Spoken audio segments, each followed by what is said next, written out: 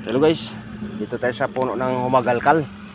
So kukuha tayo ng ilang pirasong um, dahon para ihalo natin sa pagkakapal. Mangunga na tayo guys. Magandang dito, sariwang sariwa. Humagalkal. Ito gamot sa lahat ng sakit tulad ng diabetes or may sakit ka sa anumang uri ng sakit ay nakukuha nito. Alam ang gamot. Ihalo ko doon sa dala ko rin na herbal na mga puno ng ugat ng gamot na ihalo ko. So galing ito sa pinsan kong albularyo at nagdag ko sa ating pag halo doon sa aking ngayon lulutuin or natin isa lang natin mamaya pagdating ko sa bahay. Galing kaming Tagaytay guys, so ngayon na ako nakauwi kasi sobrang pagod, hindi na ako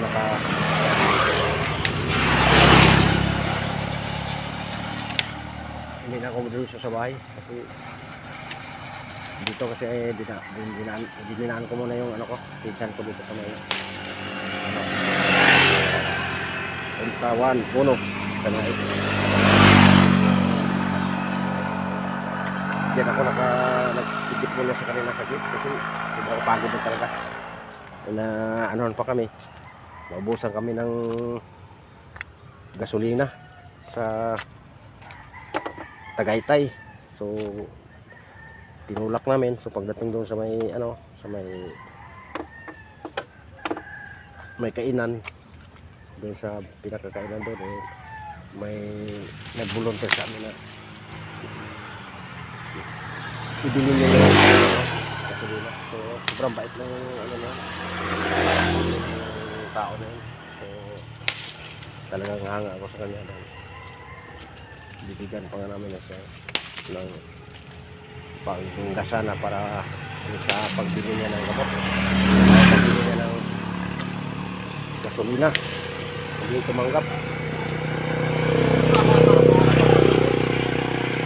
Sa kanya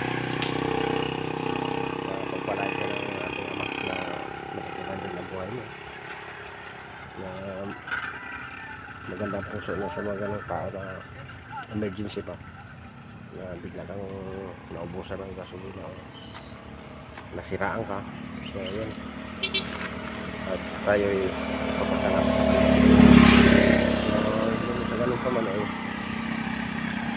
muna tayo